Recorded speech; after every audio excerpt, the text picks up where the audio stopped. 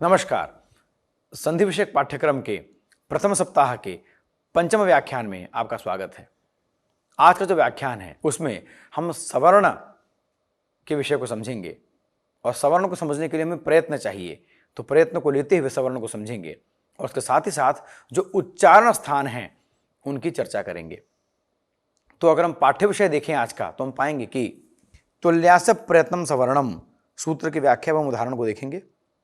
इसी प्रसंग में आता है रील री वर्णयो मिथ सावर्ण वाच्यम, और उसके बाद सवर्ण संज्ञा का कोई प्रयोजन है कि नहीं। फिर अनुदित सवर्ण से चाप प्रत्यय की व्याख्या एवं उदाहरण के साथ परिभाषेन्दु शेखर से परिभाषा भाव्यमानेन सवर्णानाम ग्रहणम न को देखते हुए व्याख्यान को पूर्ण करेंगे। तो अभी प्रारंभ करते हैं तुल्यास्य प्रयत्नम सवर्णम सूत्र के द्वारा।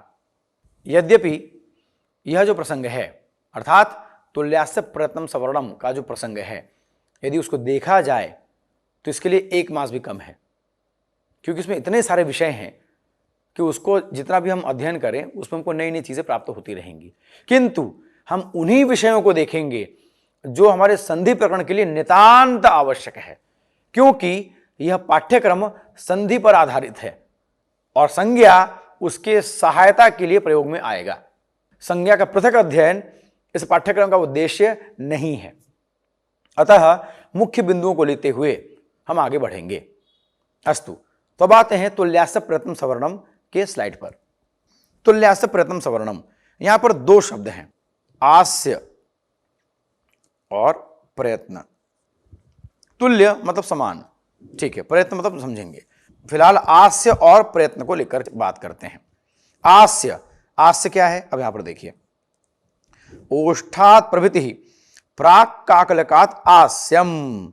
अब आस्य क्या है, देखिए, ओष्ठात् प्रभृति अर्थात होंठ से लेकर के, यहां से लेकर के प्राक काकलकात अर्थात ये जो प्रसंग है, ये जब हम यहां पे बोलते हैं तो यहां पे एक स्पंदन होता है, ये जिसे हम क्षुद्र घंटिका भी कहते हैं, जो गले में घंटी होती है ना, जिसे हम लोग बाल्यकाल में बचपन में मजाक में घंटी घंटी कहते हैं, जो आ करने पर दिखता है, तो ये इसे संस्कृत में काकलक कहा जाता है।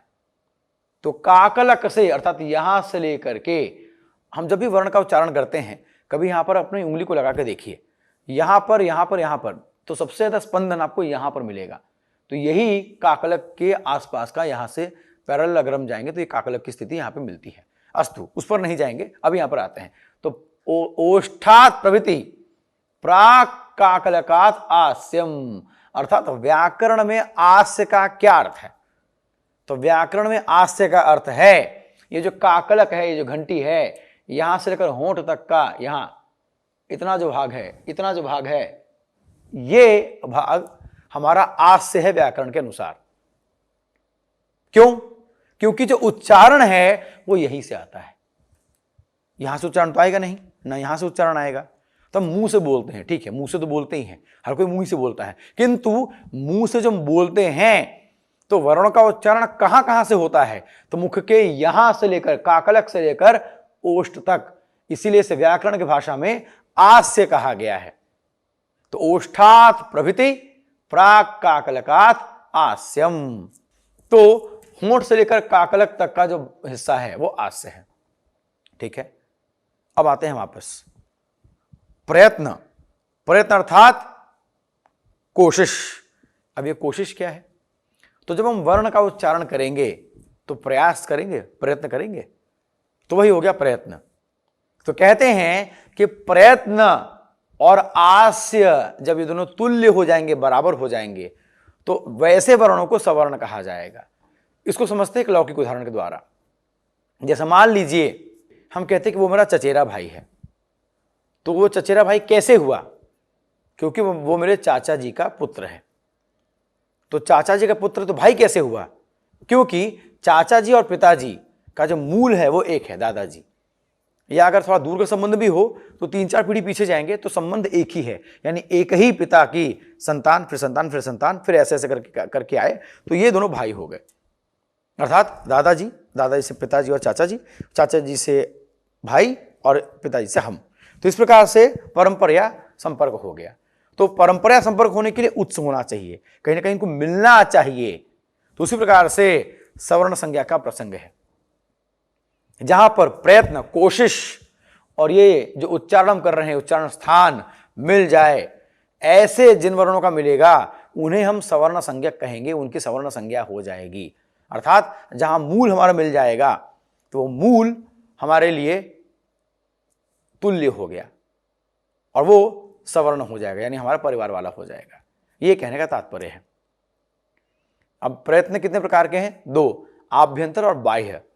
तो इसके विस्तार पर नहीं जाएंगे, अभी हम उच्चारण स्थान को पहले देख लेते हैं।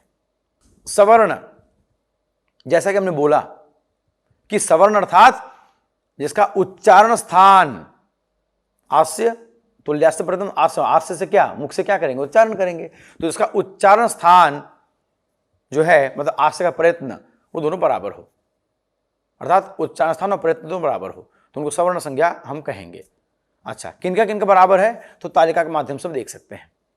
तो ये जो तालिका है, अकूह विसर्जनीयानाम कंठः, कंठ जो है वो इनका उच्चारण स्थान है, यानी ये जो हैं ये सवर्ण हो जाएंगे, ये कहने का तात्पर्य है। अर्थात इनका उच्चारण स्थान जो है वो सवर्ण संज्ञा के अनुकूल करके यहाँ पर रखा गया है। कहने का तात्पर्य यह है कि जो भी वर्ण है उनका उच्चारण स्थान हमको यहाँ पर दिखता है। और इसी प्रसंग में हमें वार्तिक मिल जाता है, रील री वर्णयो मिथः सावर्णम वाच्यम। कहने का तात्पर्य यह हुआ कि री और री जो है इनको जुड़वा माना जाता है, जुड़वा भाई की तरह है ये, तो उनको जुड़वा माना जाता है। अर्थात री के 18 भेद, री के 12, तो मिलाकर हो गए 30 भेद। तो ये एक थ्योरेटिकल या एक सैद्धांतिक विषय है जो हमको जानकर रखना चाहिए। इसका प्रयोग हमें संधि में ज़्यादा नहीं दिखता है। अस्तु, तो कहने का तात्पर्य क्या हुआ कि उच्चारण स्थान अर्थात ये आस्य का स्थान है और ये हमारा प्रयत्न है। तो ये प्रयत्न और ये उच्चारण स्थान जब मिल जाएगा तो जो वर्ण हमको मिलेंगे वो सवर्ण कहे जाएंगे, ये कहने का तात्पर्य है।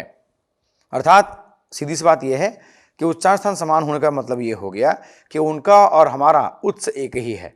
इसीलिए प्रयत्न दो प्रकार के हैं, आभ्यंतर और बाह्य।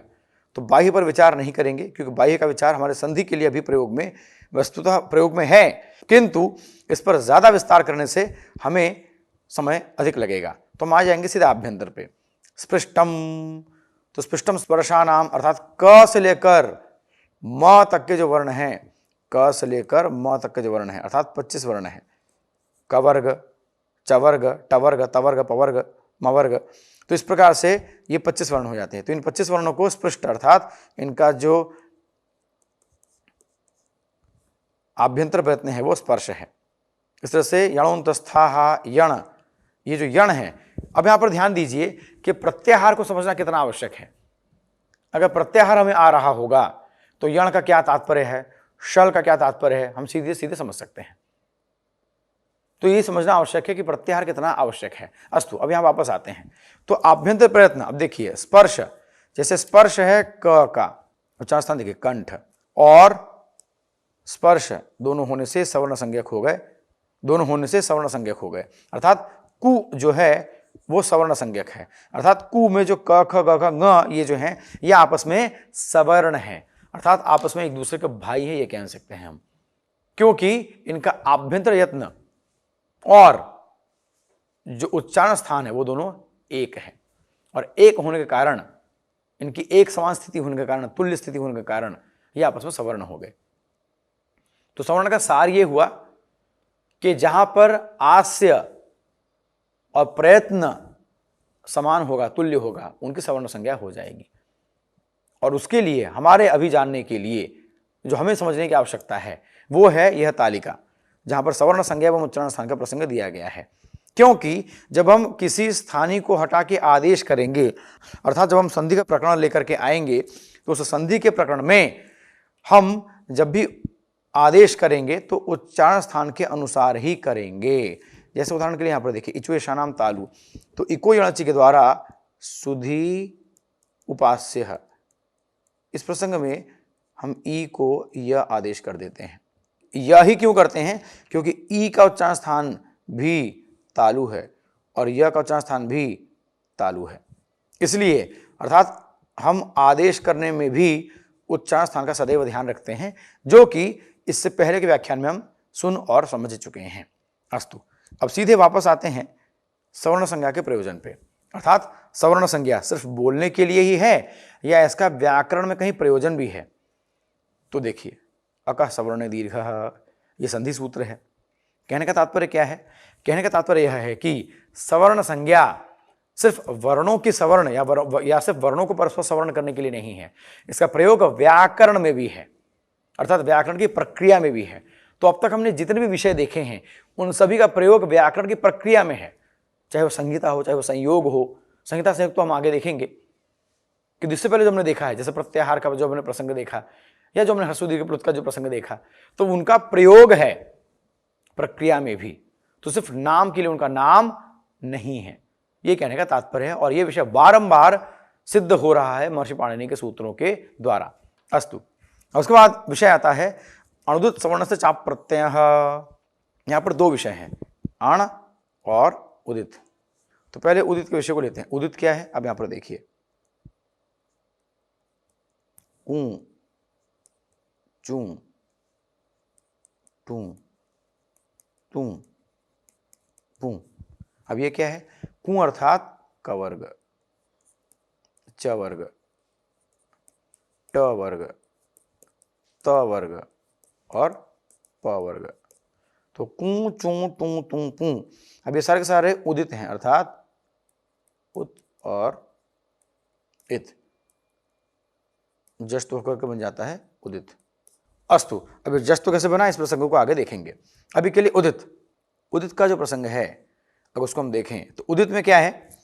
जिसका उत यानी यहां पर हो गया उ, जिसका उ इत हो, तो कु, चू, टू, तू, पू, इनका जो ऊ है वो इत है। इत होने का तात्पर्य हुआ कि इनमें इत की इत संज्ञा हो जाती है तो लोप हो जाएगा, ठीक है। किंतु कु से तात्पर्य हो जाएगा कि कु का अर्थ है कवर्ग, ठीक है। किंतु इसी को यानी कु, चू, टू, तू, पू को एक शब्द में कहते हैं उदित। अस्तु, और यहाँ पे अण का मतलब क्या है? तो आप इसकी वृत्ति में देखेंगे कि अत्रैव अण परेण अणकारेण, मतलब यहां पर जो अण है इस अण का अर्थ क्या है? अ, ई, उ, री, री, ए, ओ, ऐ, औ, ह, य, व, र, ल। अर्थात यहां पर अण का इतना विशाल अर्थ है। अण का अर्थ सिर्फ अ, इ, उ नहीं है, यहां पर अण मतलब इस सूत्र में जो अण का विधान हुआ वो इतने सारे वर्णों को लेकर के आता है, लण तक लेकर के जाता है, ठीक है। तो इस सूत्र में क्या कहा गया है पहले समझते हैं। उदित, उदित अर्थात कु, चू, टू, तू, पू, अर्थात कु, चू, टू, तू, पू, यानी इन 5 वर्गों को एक शब्द में कहते हैं उदित, ठीक। और यहाँ पे अण का मतलब परेण णकारेण, मतलब अयुण से लेकर के लण तक, इसमें सारे के सारे जितने भी वर्ण है वो सब आ जाएंगे, ठीक है। तो अणुदित ये तो स्पष्ट हो गया। सवर्णस्य मतलब अणुदित जो है वो सवर्ण हो जाएंगे, अर्थात सवर्ण को बोध कराएंगे, अर्थात अपने साथ बाकियों को भी लेकर के आएंगे। जैसे अ, हम जानते हैं कि अ के कुल मिलाकर 18 भेद होते हैं, ई के 18 भेद होते हैं, उ के और री के 18 भेद होते हैं। हम जानते हैं कि औ के 12 भेद होते हैं, हम जानते हैं कि ए के भी 12 भेद होते हैं, ये कहने का तात्पर्य है। तो सवर्ण अर्थात जैसे अ के 18 भेद, तो अ, आ ये जो भी है इनका उच्चारण स्थान और प्रयत्न दोनों एक ही है, तो इसलिए आपस में सवर्ण हो गए। तो क्या कहते हैं? तो ये कहते हैं कि अण हो या उदित हो, उदित मतलब कु। अब हमने कहीं कु कहा तो कु का मतलब क, ख, क, ख, ङ 5 आ जाएंगे, ये कहने का तात्पर्य है। और इसका प्रयोग संधि में अत्यंत महत्वपूर्ण है। स्तोष चुनाश्चुहु तवर्ग को लेकर के बात करता है, चवर्ग को लेकर के बात करता है। अस्तु, तो क्या कहने का मतलब यह है, फिर से समझिए कि अगर अण यानी अयुण से लेकर लण तक अगर ये सारे सारे वर्ण आ जाते हैं, या उदित यानी कवर्ग टवर्ग इत्यादि अगर आ जाता है, तो वो अपने सवर्ण का बोध भी कराएगा।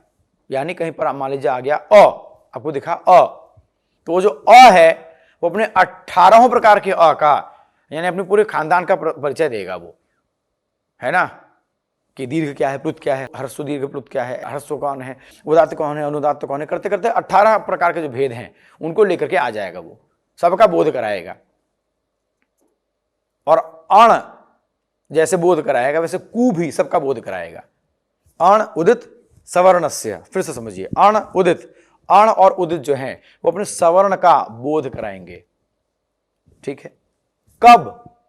अब यहां पर देखिए, अप्रत्यय, अप्रत्यय की स्थिति में, अप्रत्यय अर्थात विधान या आदेश न होने की स्थिति में, अर्थात अगर हम आदेश में अगर अण को नहीं ला रहे हैं, मतलब अण में से किसी वर्ण को नहीं ला रहे हैं, या कवर्ग या पवर्ग या टवर्ग या चवर्ग या पवर्ग या वर्ग को नहीं ला रहे हैं, तो ये अगर आदेश में नहीं आ रहे हैं, फिर से समझेंगे, अगर अण और उदित को हम आदेश में प्रयोग नहीं कर रहे हैं, अर्थात आदेश नहीं करें कि तुम आके बैठ जाओ, अगर हमने ऐसा आदेश नहीं किया तो वो अपने सभी सवर्ण का बोध कराएगा। इसका अर्थ क्या हुआ, जरा उदाहरण में स्लाइड में समझते हैं। देखिए, जैसे इको यणचि, जो प्रथम सूत्र हम संधि प्रकरण में पढ़ेंगे, स्वर संधि के प्रकरण में, वो है इको यणचि। अब यहां पे क्या होता है, इक के स्थान पर यण आदेश हो जाता है अच बाद में रहने पर, ठीक है। अब यहां पे देखिए, इक, इक मतलब ई उ री री, आदेश क्या हो गया, यण, ठीक। अब ये ई उ री री, इक ई, अब ये ई उ री री हो गया इक, ये स्थानी।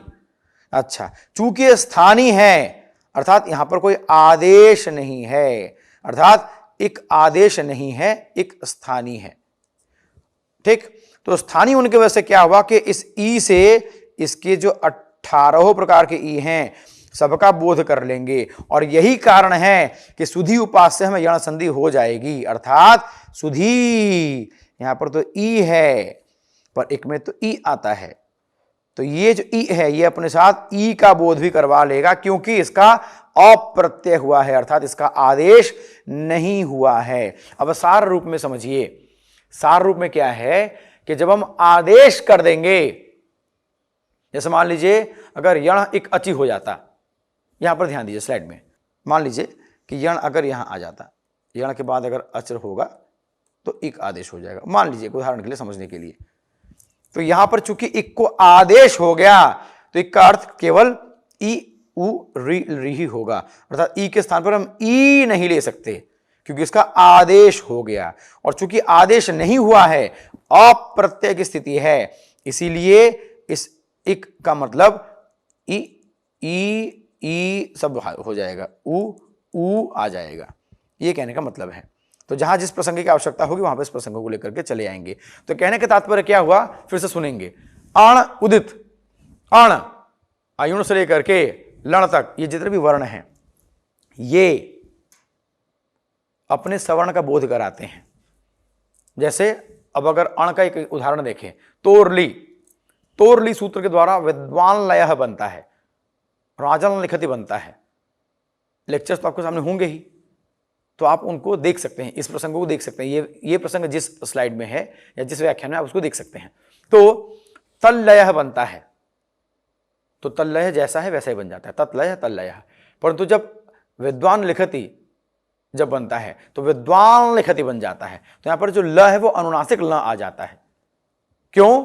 क्योंकि ये जो ल है इसका आदेश नहीं हुआ, चूंकि आदेश नहीं हुआ इसलिए अपने सवर्ण को लेकर चला आता है, यानी ल से ला का बोध भी कर लेंगे, ये कहने का मतलब है।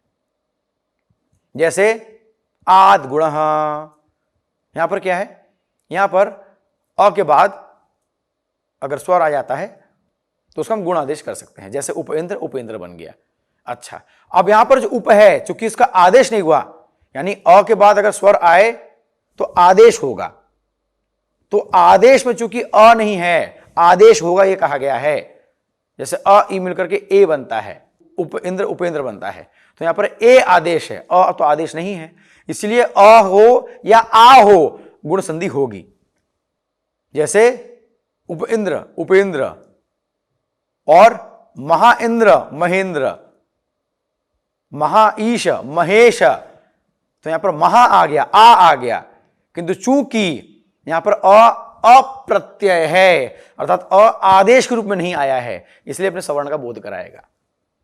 और यही स्थिति पू चू टू तू पू अर्थात उदित के साथ भी है, यही कहने का तात्पर्य है। इसी के साथ अंतिम में एक परिभाषा है परिभाषित शेखर में, कहते हैं कि भाव्यमानेन सवर्णानाम ग्रहणम न, कहते हैं कि अगर आदेश के रूप में हम प्रयुक्त वर्ण अगर हम लेकर के आएंगे तो सवर्ण का ग्रहण नहीं करेगा, क्योंकि अप्रत्यय का प्रयोग किया है आचार्य ने, तो उसकी विनिगमना करने के लिए यह परिभाषा आ जाती है कि आदेश रूप में अगर वर्ण आ गया तो उसका सवर्ण ग्रहण नहीं करेंगे, किंतु अगर वो आदेश उकार होगा तो सवर्ण ग्रहण हो जाएगा। भाव्यमानोप्युकारः सवर्णान गृह्णाति के द्वारा, अर्थात जितने भी वर्ण हैं वो अगर आदेश में आ गए अर्थात अण वाले या उदित वाले जितने भी वर्ण हैं उसमें से कोई भी अगर आ गया आदेश के रूप में तो वो अपने सवर्ण का ग्रहण नहीं करेगा। लेकिन अगर ये आदेश उकार है तो उकार अपने सवर्ण का ग्रहण करेगा, यही कहा गया है इस प्रसंग के द्वारा, और इस प्रसंग के द्वारा अप्रत्यय की सिद्धि को रखा गया है। इसी के साथ आज का व्याख्यान संपन्न होता है। आशा है कि उच्चारण स्थान का जो प्रसंग है और ये जो अप्रत्यय है, ये जो आदेश का जो प्रसंग आया, इसको आपने समझा होगा। प्रयत्न दो प्रकार के हैं, आभ्यंतर और बाह्य। तो अभी हमारे संधि के प्रसंग के अनुसार हमें आभ्यंतर यत्न और उच्चारण स्थान की तालिका को देख करके मिलाने की आवश्यकता है। हमने वो मिला लिया, हमने देख लिया, और उच्चारण स्थान से हमारा काम बन जाएगा, यानी उच्चारण स्थान जिनका समान है वो आपस में सवर्ण हो जाएंगे। इस स्थिति को लेकर के हमारा संधि का प्रकरण संपन्न होगा। और इसी के साथ आप सभी को हार्दिक धन्यवाद।